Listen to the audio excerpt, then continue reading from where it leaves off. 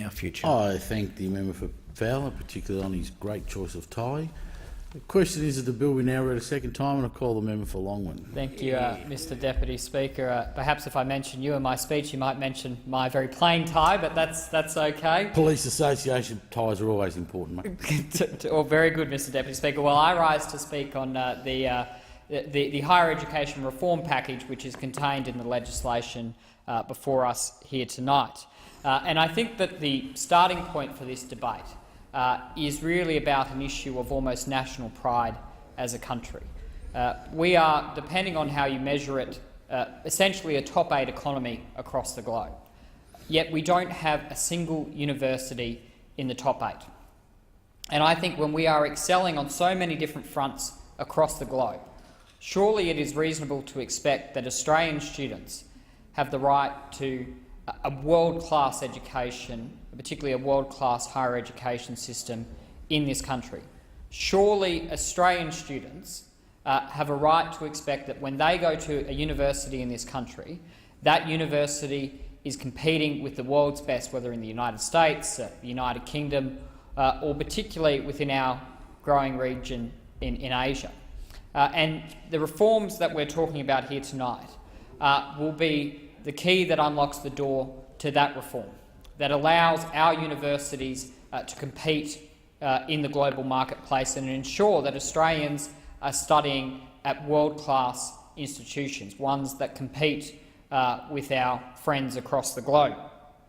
And it's also important that we maintain higher education as something that we export to the world, because we know that higher education was the third largest export for our nation, something that we should be proud of. But as we have over 1 billion people coming into the middle class in Asia, it is right to expect that our universities maintain their high standards and reach further, so that we can continue to attract students from across the globe to study here in Australia. That is something that we should be proud of, and we should be seeking to expand, because not only is that an issue of pride, but it's an important economic issue as well, as we face significant challenges with an intergenerational debt burden, with the potential coming off of the mining boom. It's important that we can export other things, and as I said, education was the third largest export for our nation, and under the former Labor government, a government that was too timid to reform in this place, we saw international student enrolments in Australia fall by 130,000 places, a fall of 16%. And it is so important that as we look at those long-term structural economic challenges that we face, we say that our neighbours in the region don't just want to buy our mineral resources, they don't just want to buy our agriculture goods, but they also want to buy our services, and they want to learn and study here, and it is something that we should not be afraid of reaching further for as a nation. Mr Deputy Speaker, the other issue that these reforms address is putting our university system on a sustainable funding model. The former Labor government essentially deregulated student numbers to create a demand-driven model, and I don't think members in this House have large contention around that. But what they didn't do was deregulate the fees, which actually provided the funding for a demand-driven model. And Paul Kelly in The Australian put it quite simply: you have a system where you have demand-driven model in terms of the student numbers, which created the cart, but without the funding stream to do that, without the deregulation of the university fees, you don't have the horse to drive the cart.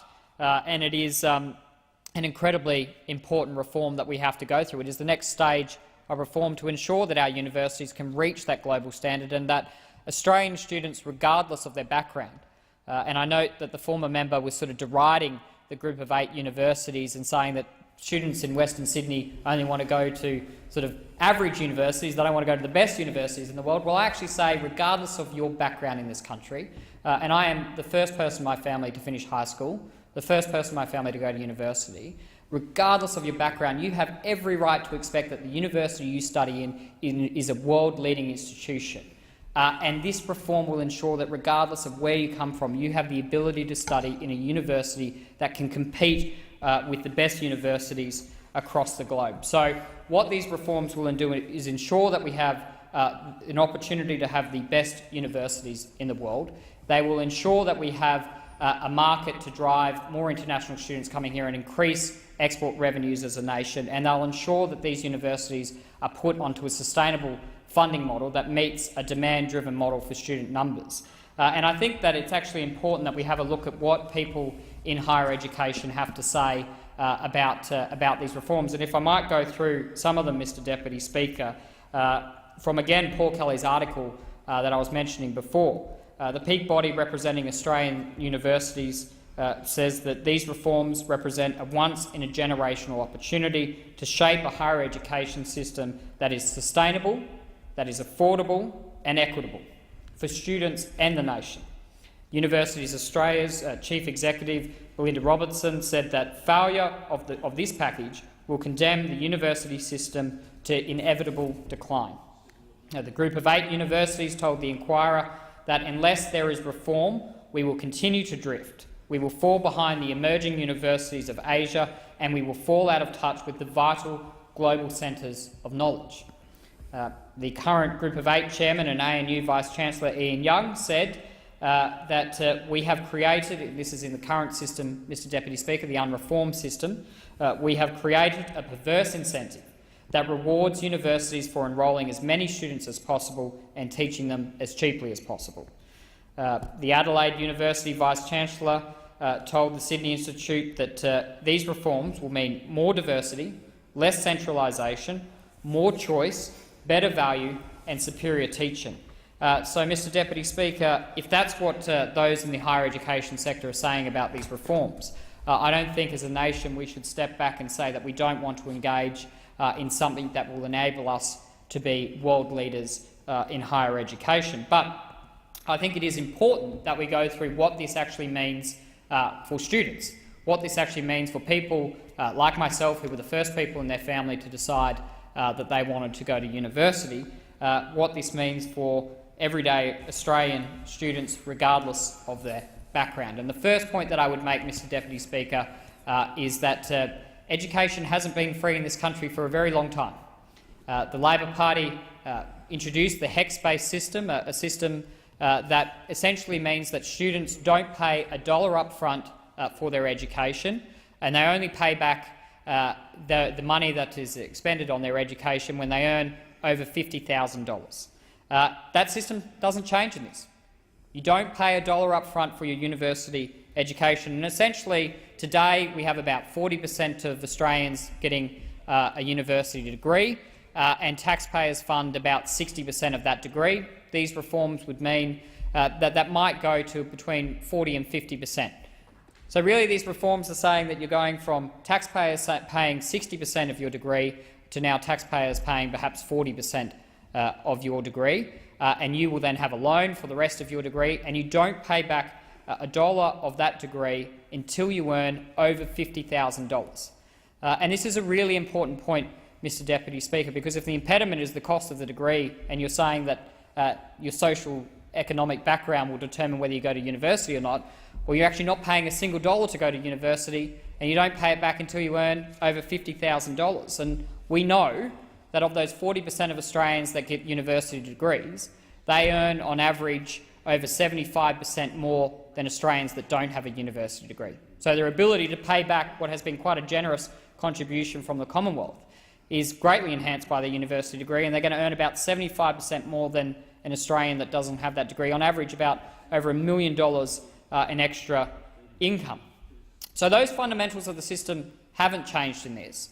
And it simply means that when you choose to go to a university, the degree that you're studying will have the best teachers, will be a part of the best institution, and will enhance your ability to have a greater income later in life.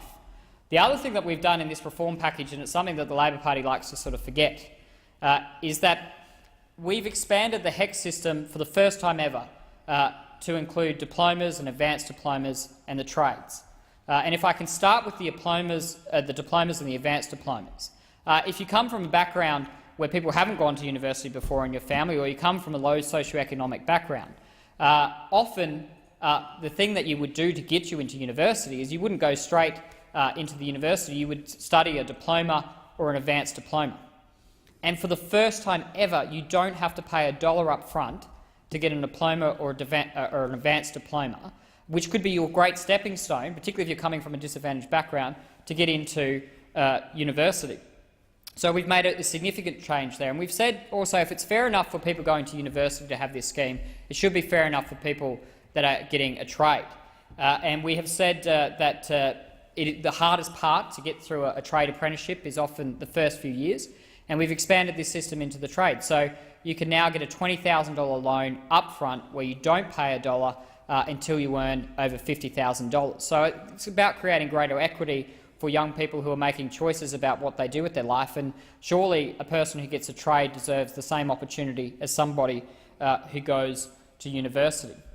The other thing that we've done in this reform package, Mr Deputy Speaker, is we've radically expanded a Commonwealth scholarship program. So if universities are making greater revenue or charging more for fees because they're offering a better service, some of that money has to be reinvested back into a Commonwealth scholarship program, which is directly addressing people coming from the most disadvantaged backgrounds. So we expect that there could be thousands of new scholarships created to ensure that people from the most disadvantaged backgrounds have the opportunity to go to university for the first time, to give them that financial assistance, and they'll be studying in world-class institutions, which again is the fundamental principle of this policy, that when an Australian student decides to study, they should have the right to study in a world-class institution.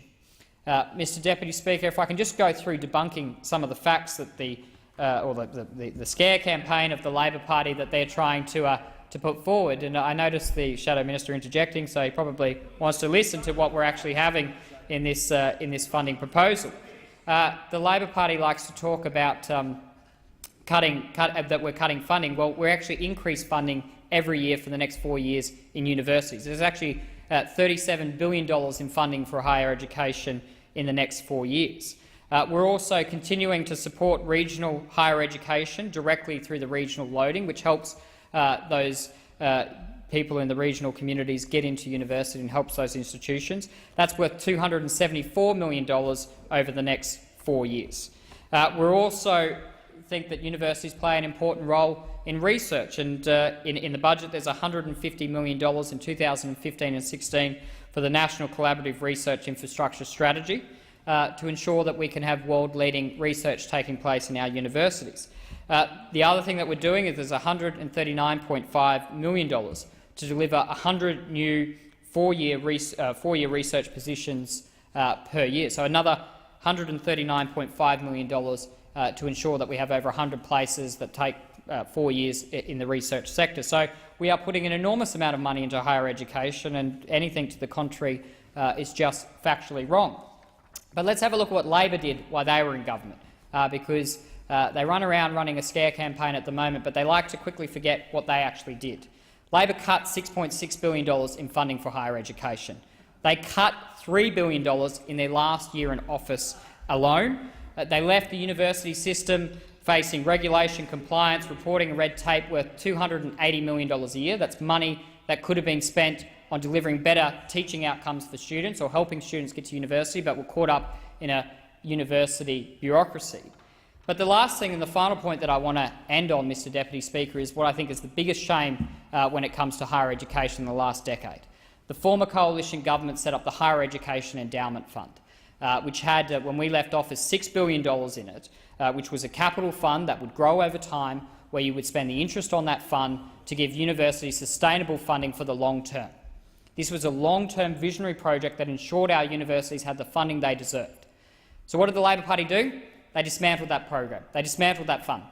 And we no longer have the Higher Education Endowment Fund, where you have a large amount of money sitting there with interest being incurred to ensure long-term sustainable funding. And I think that is the greatest shame in the higher education sector in the last decade. So I think it's important that we get the facts on the table. But, Mr Deputy Speaker, I am proud to support these reforms, because these are reforms that ensure students from the most disadvantaged background can go to world-class institutions, get an education and get a degree that is as good as one that they can expect from the United States, from the United Kingdom or universities in our region, and will ensure that our higher education system provides a significant export market and helps grow tax collections and revenues to deal with the long-term economic challenges that we face. and meets a growing demand as we see over 1 billion people come into the middle class and ages. So, Mr Deputy Speaker, I'm proud to support these reforms and I commend this bill to the House.